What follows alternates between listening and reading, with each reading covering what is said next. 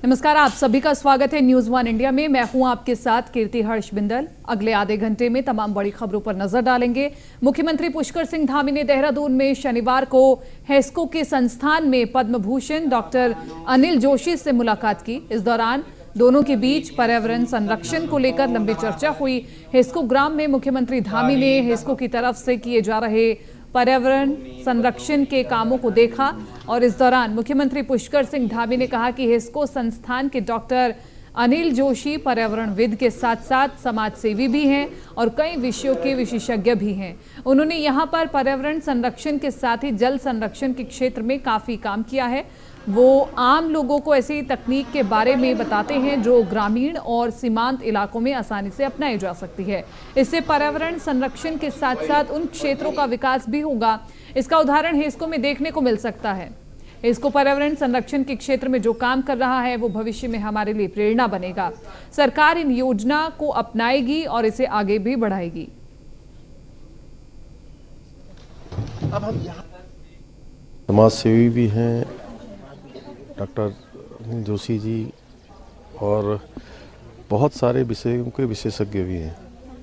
उन्होंने जो यहाँ पर जल संचय से लेकर प्रकृति का कैसे संवर्धन हो, कैसे यहाँ पर जो सामान्य से सामान्य व्यक्ति कैसे, और एक बिल्कुल जो समाज की हमारी अंतिम छोर है, हमारी ग्राम सभाएं, हमारे ब्लॉक या हमारा मैं कहूँ कि एक सीमांत का क्षेत्र हो, उन क्षेत्रों में कैसे चीज़ों को डेवलप किया जाए, उसका एक यहाँ पर हर प्रकार से उदाहरण है। यहाँ पर घाट भी हैं, यहाँ पर हमारा जल संचय का भी है, हर प्रकार की चीज़ें यहाँ पर जो है प्रकृति संरक्षण के लिए यहाँ पर जो वृक्ष डेवलप हुए हैं लोगों के सहयोग से, वो अपने आप में एक बहुत बड़ा मैं कहूँ कि आने वाले समय के लिए भी हम लोगों के लिए, सभी लोगों के लिए प्रेरणा है। इसको हम लोग एडॉप्ट करेंगे, इसको आगे बढ़ाएंगे। समाज सेवी भी हैं।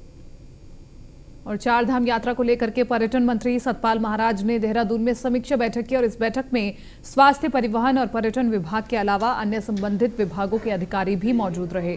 मंत्री सतपाल महाराज ने सभी विभागों के अधिकारियों को कहा कि वे बेहतर तरीके से समन्वय स्थापित करें ताकि चार धाम यात्रा से आने वाले श्रद्धालुओं को किसी तरह की दिक्कत का सामना न करना पड़े। पर्यटन मंत्री सतपाल महाराज ने अधिकारियों को निर्देश दिए कि यात्रा मार्ग पर खाद्य सामग्री की कमी नहीं पड़नी चाहिए। इसको लेकर जो भी प्लान हो वो तैयार किया जाए। श्रद्धालुओं को ताज़ा और अच्छा खाना मिले, इसका विशेष ध्यान रखा जाए। संबंधित विभाग समय समय पर इसको लेकर चेकिंग अभियान भी चलाए।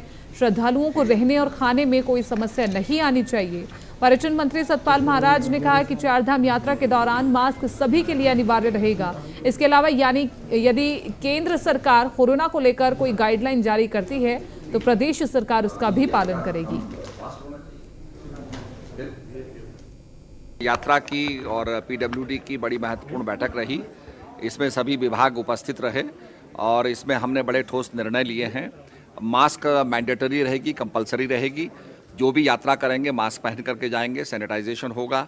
हमने जो टैक्सी ड्राइवर हैं, बस ड्राइवर हैं, उनको भी हिदायत दी हैं और सारे डिस्ट्रिक्ट मजिस्ट्रेट से कहा है कि आप कार पार्क बनाएं और जो कंजेशन है, जो ट्रैफिक के अंदर काफ़ी ट्रैफिक में कंजेशन हो जाता है, उसके लिए जो निदान के उपाय हैं वो करिए। तो इसके लिए हमने कुछ हिदायत भी दी हैं और जो कार जो हैं जो खड़ी हो जाती हैं उनको उठा करके टो किया जाए और फाइन लगाए जाएं, ताकि कम से कम लोगों में मैसेज जाए कि भाई हम नॉनसेंस नहीं स्वीकार करेंगे और निश्चित रूप में ट्रैफिक कंजेशन को कम करेंगे। जगह जगह ये भी हिदायत दी गई है कि मार्ग जहाँ अवरुद्ध होते हैं वहाँ जेसीबी तैनात किए जाएं और इसमें कुछ इश्यूज़ ऐसे होते हैं कि डीजल किसका खर्च होगा। हमने कहा ये इश्यूज़ हम खुद सॉल्व कर देंगे, पर यात्रा रूट खुला रहना चाहिए, ये एक हमारी प्राथमिकता होगी। तो काफ़ी निर्णय हमने लिए हैं और माननीय मुख्यमंत्री जी से बातचीत करके कैरिंग कैपेसिटी पे भी निर्णय लिया जाएगा। चलिए, एक महत्वपूर्ण खबर आपको बता देते हैं। देहरादून से अगली खबर। खेल मंत्री रेखा आर्य ने महाराणा प्रताप स्पोर्ट्स का निरीक्षण किया है, कॉलेज का निरीक्षण किया है, खेल के मैदान का निरीक्षण किया है और प्रैक्टिस हॉल और छात्रों की क्लासरूम का भी औचक निरीक्षण किया है। खेल मंत्री ने विभाग के अधिकारियों को सख्त निर्देश दिए हैं, व्यवस्थाओं को दुरुस्त करने के जल्द ही प्रयास किए जाएं, ये भी आदेश दिया है। क्रिकेट स्टेडियम में फैली अव्यवस्थाओं पर अफसरों को फटकार भी लगाई है। खेल मंत्री रेखा आर्य ने शनिवार को रायपुर के स्थित महाराणा प्रताप स्पोर्ट्स कॉलेज का निरीक्षण भी किया। इस दौरान क्रिकेट स्टेडियम में फैली अव्यवस्थाओं पर रेखा आर्य ने अफसरों को फटकार लगाई है। खेल मंत्री ने आने वाले समय में जल्द बैठक के आदेश भी दिए हैं।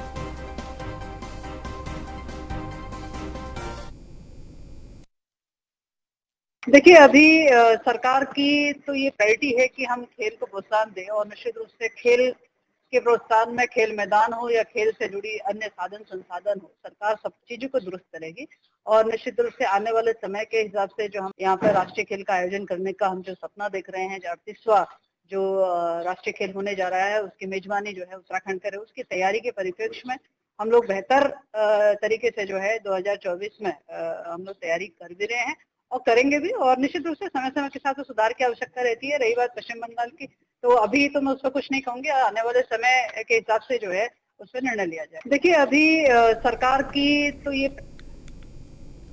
चलिए आगे बढ़ रहे हैं। हरिद्वार के रुड़की ग्रामीण क्षेत्र भगवानपुर में बीते 16 अप्रैल हनुमान जयंती के दिन दो पक्षों के बीच हुए हिंसक विवाद में पुलिस की एक तरफा कार्रवाई का आरोप लगाते हुए नाराज विधायकों का प्रतिनिधिमंडल शनिवार दोपहर डीजीपी अशोक कुमार से मिला। इस दौरान कांग्रेस, बसपा और निर्दलीय विधायक उमेश शर्मा ने हरिद्वार के कानून व्यवस्था और पुलिस की निष्पक्षता पर सवाल उठाते हुए नाराजगी जाहिर की है। विधायकों के प्रतिनिधिमंडल ने कहा कि पुलिस पूरी तरह से सत्ताधारी पार्टी के दबाव में आकर काम कर रही है। विवाद दोनों ही पक्षों की तरफ से हुआ है, लेकिन पुलिस एक पक्षीय कार्रवाई करने में जुटी हुई है। पुलिस दोनों ही तरफ से मुकदमा दर्ज कर निष्पक्ष जांच करे।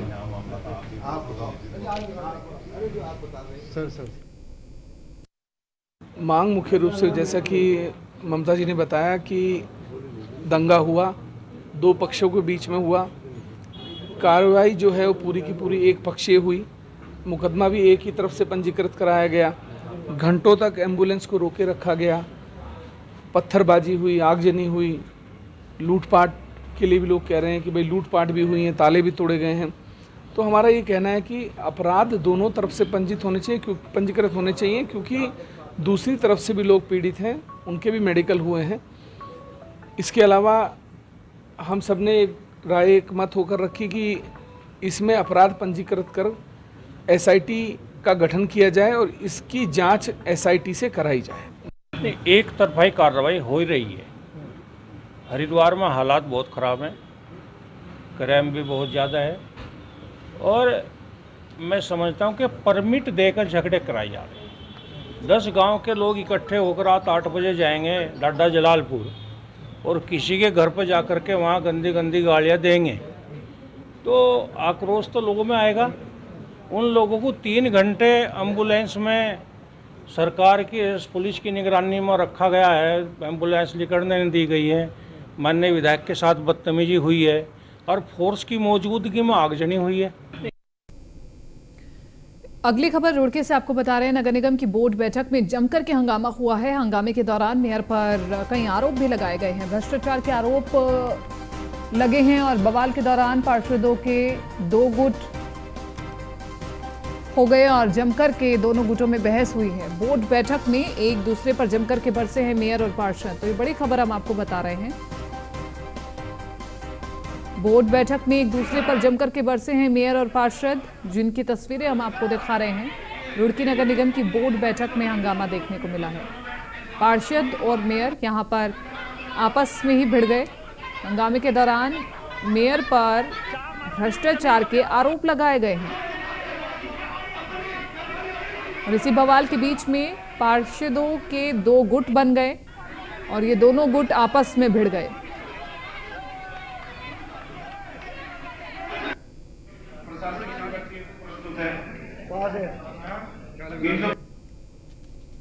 बीजेपी में जाने की चर्चाओं पर आखिरकार कांग्रेस के पूर्व प्रदेश अध्यक्ष प्रीतम सिंह ने अपनी चुप्पी तोड़ दी है। प्रीतम सिंह ने कहा कि आखिर ये खबरें कहां से आ रही हैं कि वो बीजेपी में जा रहे हैं और इसकी प्रामाणिकता कौन कर रहा है। प्रीतम सिंह ने कहा कि उन्हें इस बात की नाराजगी जरूर है कि जिस प्रकार से कांग्रेस के राष्ट्रीय महासचिव केसी वेणुगोपाल और प्रभारी देवेंद्र यादव ने गुटबाजी की बात की, तो यदि मेरी गुटबाजी से कोई सीट पार्टी हारी है या मैंने किसी नेता के खिलाफ सार्वजनिक मंच से कोई बयानबाजी की है तो जांच करके मेरे विरुद्ध कार्रवाई जरूर की जाए।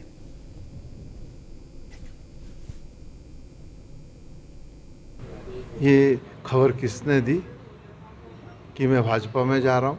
आप भी तो खोजी पत्रकार हैं, आप भी तो जरा इसको देखिए कि किसने खबर चलाई और किसके इशारे पर चलाई। मैं आपके संज्ञान में लाना चाहता हूं, 8 टर्म विधायक के मेरे पिताजी ने और 6ठा टर्म विधायक के रूप में मैंने कांग्रेस को दिए हैं। मैं नाराज नहीं हूं, मैं बड़ा स्पष्ट करना चाहता हूं, लेकिन एक बात अपने राष्ट्रीय नेतृत्व से जरूर मैंने कही है, आग्रह किया सोनिया जी से, राहुल जी से, कि जांच हो इस बात की कि जो ये राष्ट्रीय महासचिव केसी वेणुगोपाल जी ने और इस प्रदेश के प्रभारी देवेंद्र यादव ने कही कि गुटबाजी की वजह से कांग्रेस पराजित हुई है और उस गुटबाजी में मेरा नाम भी इंगित किया गया है। और मैं कहना चाहता हूं कि भाई जिस दिन से मैं अध्यक्ष बना उस दिन से लेकर आज तिथि तक मैंने अगर कांग्रेस को कमज़ोर करने वाला कोई बयान दिया हो या किसी नेता के विरुद्ध कोई सार्वजनिक बयान दिया हो या कांग्रेस के अधिकृत प्रत्याशी को हराने का काम किया हो, तो भाई अगर ये बात सिद्ध हो जाती है तो फिर राष्ट्रीय नेतृत्व जो कार्रवाई मुझ पर करना चाहे मैं उसको स्वीकार करने के लिए तैयार हूँ। अगर कोई व्यक्ति एक तरफा जो है सोशल मीडिया के माध्यम से लगातार बयानों के माध्यम से कांग्रेस को कमज़ोर करने का काम कर रहा हो तो सरकार तो राष्ट्रीय नेतृत्व उसका संज्ञान ले। ऐसे लोगों के खिलाफ कार्रवाई होनी चाहिए। कांग्रेस के बड़े नेता की कांग्रेस छोड़ बीजेपी में जाने की अटकलों पर पार्टी के पूर्व प्रदेश उपाध्यक्ष ज्योत सिंह बिष्ट ने बयान देते हुए कहा कि बीजेपी यहां शिगुफा फैला रही है, जबकि ऐसा कुछ भी नहीं है। ज्योत सिंह बिष्ट ने पूरे प्रकरण को चंपावत चुनाव से जोड़ते हुए कहा कि भाजपा को चंपावत में अपनी हार का डर सता रहा है, लिहाजा ऐसी अनर्गल बातें फैलाई जा रही हैं और माहौल बनाने की कोशिश भी की जा रही है। ज्योत सिंह बिष्ट ने यह भी कहा कि उत्तराखंड के जंगल धू-धू करके जल रहे हैं, हर दिन बिजली कटौती की जा रही है, लेकिन इस बात की चिंता बीजेपी सरकार को नहीं है। बीजेपी को सिर्फ कांग्रेस में क्या हो रहा है इसको लेकर के माहौल बनाना है।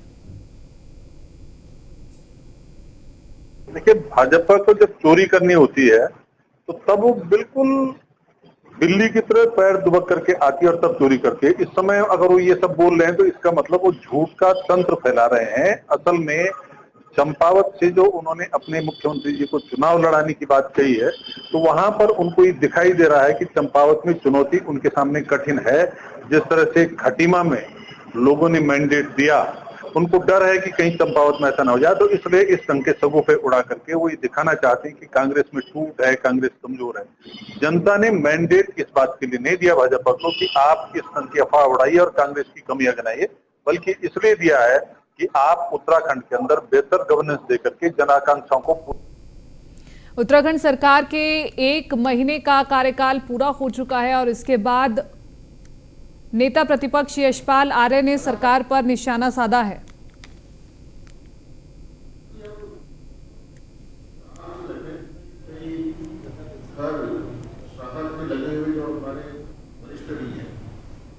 हमारे कई विधायक पंचायत को चुनकर आए, कई विधायक उसमें सुविधा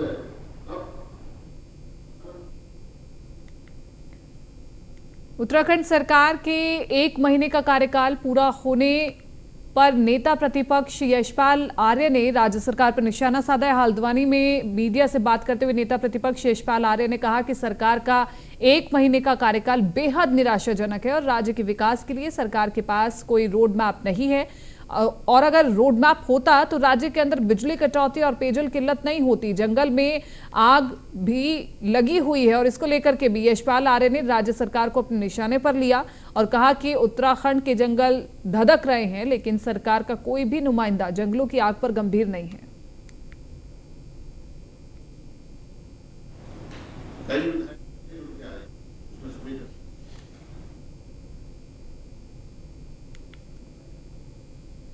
देखिए, हम प्रदेश सरकार से अनुरोध करना चाहेंगे कि ऐसे ज्वलंत विषयों पर, ये ज्वलंत मुद्दे हैं, आज के मुद्दे हैं,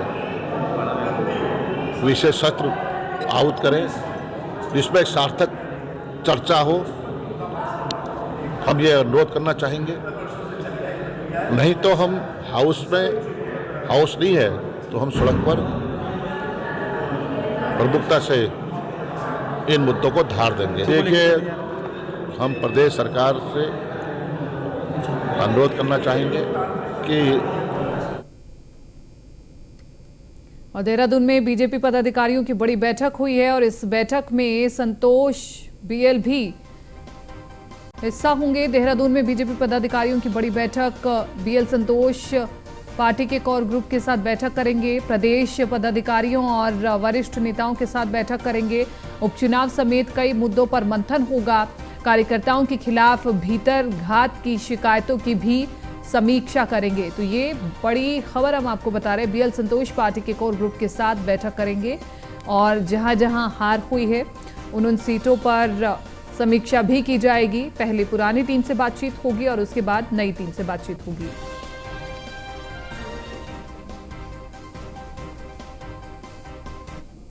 ऋषिकेश में अखिल भारतीय आयुर्विज्ञान संस्थान में दवा और उपकरणों में अनियमितताओं का मामला सामने आया। इस मामले में सीबीआई ने एम्स ऋषिकेश के 5 अधिकारियों समेत 8 लोगों के खिलाफ 2 अलग अलग मुकदमे दर्ज किए हैं। इसके अलावा सीबीआई ने 24 अन्य जगहों पर भी छापेमारी का आरोप लगाया है।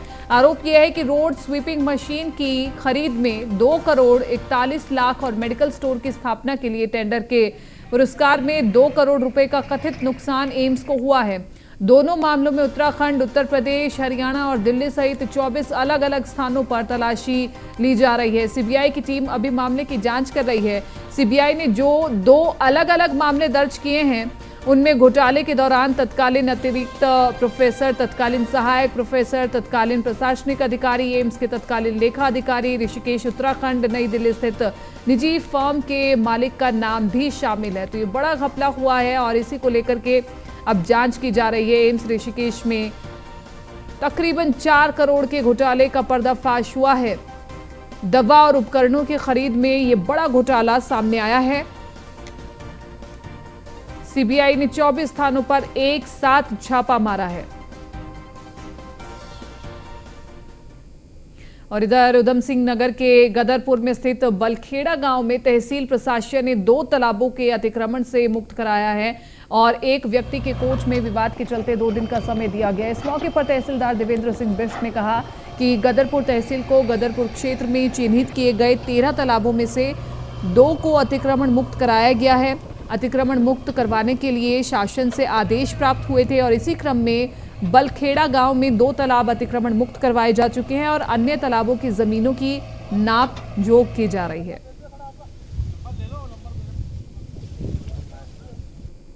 हमारे वहाँ जो है 13 तालाब जो अतिक्रमण जिनमें पाया गया है उनको अतिक्रमण मुक्त कराए जाने की तो कार्रवाई चल रही है।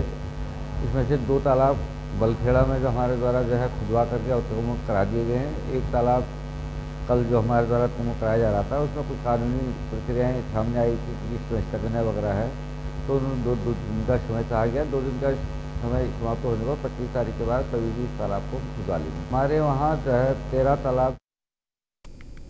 भगवान बद्रीनाथ के तेल कलश गाडू घड़ा के दर्शनों के लिए शनिवार को चेला चेतराम धर्मशाला में श्रद्धालुओं की भारी भीड़ उमड़ी और इस दौरान कैबिनेट मंत्री प्रेमचंद्र अग्रवाल ने मेयर अनीता के शहर के तमाम जनप्रतिनिधियों के साथ सैकड़ों श्रद्धालुओं के साथ भगवान के दर्शन किए। तेल कलश के दर्शन कर भगवान बद्री नारायण से 4 धाम यात्रा सकुशल चलाने की प्रार्थना की। हम आपको बताएं कि प्रसिद्ध 4 धाम में शुमार बद्रीनाथ धाम के कपाट आगामी 8 मई को खुलने जा रहे हैं और ऐसे में बद्री विशाल के लेप और अखंड ज्योति के लिए नरेंद्र नगर के राज दरबार में 22 मई को सुहागिन महिलाओं ने मूसल व सिलबट्टे से तिल का तेल निकाला और तेल निकालने के बाद इसे एक घड़े में डाला जिसे गाडू घड़ा कहा जाता है।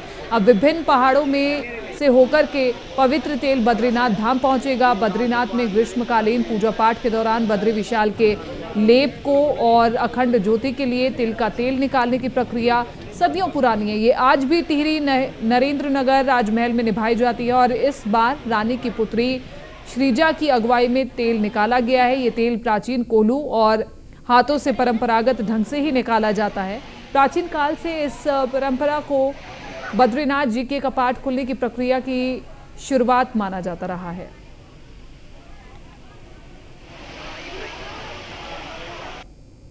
पौराणिक परंपरा और मान्यताओं के अनुसार यात्रा काल 2022 के लिए जो बसंत पंचमी के दिन राज दरबार में जो ये शुभ मुहूर्त निकलता है वो कल 22 अप्रैल 2022 का राजमहल में महारानी साहिबा और अन्य सुहागिनों के द्वारा वो तिलों के तेल को पिरोया गया और उसी कड़ी में आज यहाँ पे श्री बद्रीनाथ केदारनाथ मंदिर समिति ऋषिकेश में आज दर्शनार्थ जो है ये गाड़ू घड़ा तेल कलश जो है सभी नारायण भक्तों के लिए दर्शनार्थ जो है यहाँ पे स्थापित किया गया है।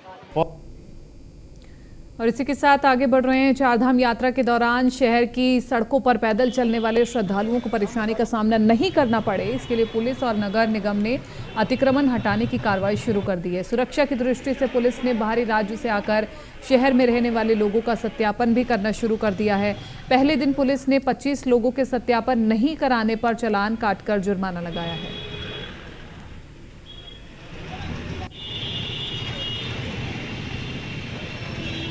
आगामी चारधाम यात्रा को मद्देनजर रखते हुए उच्च अधिकारियों के आदेशानुसार ऋषिकेश बाजार में अतिक्रमण और सत्यापन की कार्रवाई की गई है, जिसमें जो है 25 लोगों के चालान काटे गए हैं और अतिक्रमण को हटाया गया है। ये आगामी चारधाम यात्रा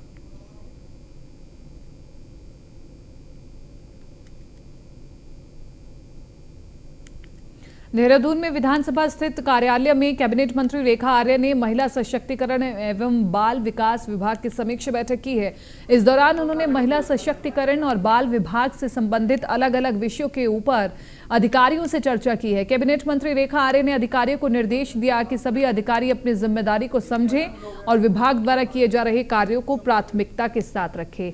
रेखा आर्य ने अफसरों को निर्देश दिए कि महालक्ष्मी योजना के तहत 2 बालिकाओं के जन्म पर जो किट दी जाती थी उसमें अब 1 बालक होने पर भी किट दी जाएगी। इसे लेकर के अधिकारी प्रस्ताव तैयार करें, जिसे कैबिनेट से मंजूरी मिलते ही लागू कर दिया जाएगा। कल हमारी जब बैठक हुई तो आपने और उसमें हमारे जियो में एक व्यवस्था थी कि कोविड से डेथ हुए जो पेरेंट्स हैं उनका जो भी प्रमाण पत्र है उसमें कोविड का जिक्र होना चाहिए। इसके साथ साथ में हमने उसमें अन्य बीमारियों का भी एक क्लॉज दिया हुआ था, जिसको लेके कंफ्यूजन है कि कई बार जो है डेथ जो है हॉस्पिटल में नहीं होते हैं और डेथ जो है वो घर पर ही हो गए हैं। और ऐसे मामले हमारे पास में बहुत सारे आए हैं जहाँ पर डेथ जो है वो अस्पताल में दिखाया और घर जाते जाते ऑन द वे हो गई या फिर रात में घर पर हो गई, तो जिसका प्रमाण जो है हॉस्पिटल नहीं देता है, जिसका प्रमाण जो है उनके पास में भी नहीं होता है। तो इन मामलों को भी हम लोगों ने अब कंसिडर किया और एक आदेश जो है विभाग की ओर से जनपदों को जिलाधिकारियों को जा रहा है कि अन्य बीमारियों में स्वयं व्यक्ति सेल्फ एफिडेविट देते हुए स्वघोषित करेगा कि भाई हम इस बीमारी के तहत जो है हमारे संबंधित परिजन जो है वो गुजरे हैं और उस कालखंड में उसको भी जो है वास्तव योजना में कंसिडर कर लिया जाएगा। इसके निर्देश जो है आज हम लोगों ने दिए। बाकी एक और उसमें हमारे जियो देहरादून में अतिक्रमण पर आखिरकार नगर निगम का डंडा चल ही गया है। राजधानी की मुख्य सड़कों समेत व्यापारियों द्वारा फुटपाथ पर किए गए अतिक्रमण को निगम की टीम ने हटाया, जहां सड़क किनारे खड़ी रेहड़ी ठेलियों को जब्त किया गया है। कई जगहों पर व्यापारियों ने फुटपाथ पर सामान रखकर अतिक्रमण किया, जिसको निगम की टीम ने खाली कराया। वहीं चेतावनी देते हुए कहा कि भविष्य में किसी भी प्रकार के अतिक्रमण को बर्दाश्त नहीं किया जाएगा।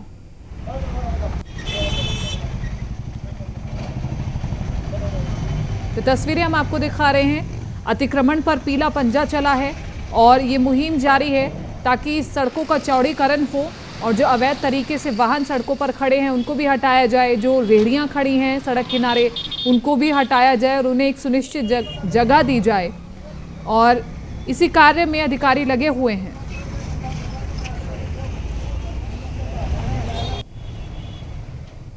फिलहाल इस बुलेटिन में मेरे साथ इतना ही। दीजिए इजाजत, नमस्कार।